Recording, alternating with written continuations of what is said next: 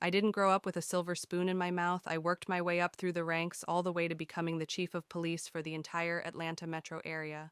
But when I wasn't in uniform, I was just another regular guy living in a suburban neighborhood with my family enjoying a peaceful life. And then came the new HOA president, Karen. She was the type of person who had an opinion about everything, and every opinion she had was the right one. She didn't just run the HOA. She ruled it with an iron fist, handing out fines for the smallest infractions and enforcing ridiculous rules that made everyone's lives miserable. Most of us kept quiet, afraid of the consequences of crossing her. But I never thought it would come to this. I never thought she would mess with me. You see, I had just made a big purchase. After years of hard work, I finally bought my dream car, a matte black 1969 Chevrolet Camaro. SS fully restored. The engine purred like a lion, and the interior was nothing short of perfection.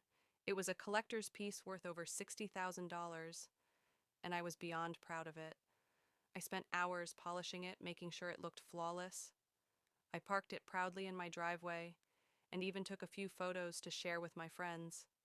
It was the culmination of my hard work and dedication, and it made me feel like a king for a day. But Karen had other plans. The very next morning, just after I had parked the car and closed the garage door, she stormed over to my driveway, clipboard in hand. I looked up to see her glaring at me, her hands on her hips as if she owned the entire neighborhood. "You can't park that here," she said with a sneer. I stood up confused. "Excuse me?" She didn't even hesitate. "That car is an eyesore. It doesn't fit the aesthetic of this neighborhood.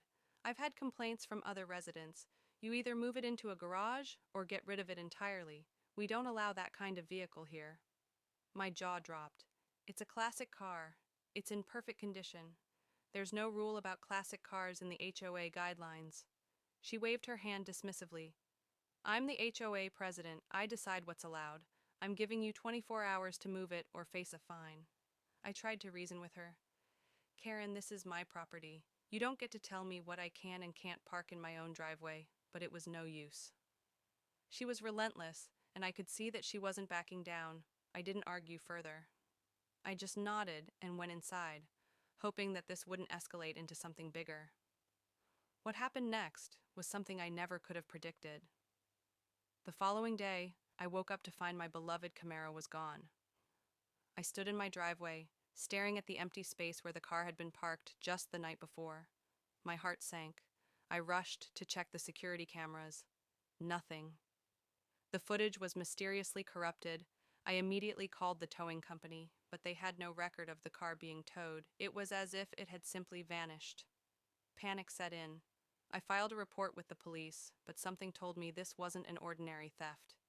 As the chief of police, I knew how to navigate the system. I quietly started investigating the situation myself, pulling the right strings to get answers faster than the average person. Hours later, one of my detectives called me. "Chief, you're not going to like this. We found your car, or what's left of it." I felt my stomach drop. The car wasn't just moved, it had been destroyed. It had been dragged away by an unlicensed contractor hired by Karen herself. The Camaro's body was covered in spray paint. The rims were stolen, and the windows were shattered. The interior had been slashed. It was unrecognizable. I stood there in disbelief. This was my dream car, reduced to nothing but a pile of metal and broken glass. The damage amounted to over $30,000. At that moment, something inside me snapped. I wasn't just angry, I was furious. But I couldn't act out of emotion. I had to play this smart.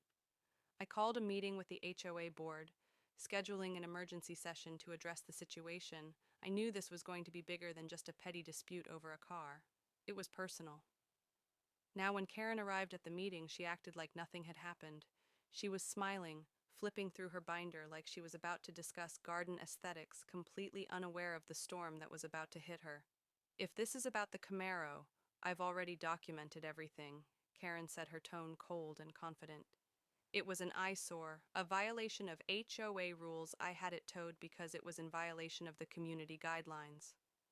I stood up, slowly placing my badge and ID on the table in front of her. "Karen, my name is Darius Cole. I'm the chief of police." That car you had destroyed was mine.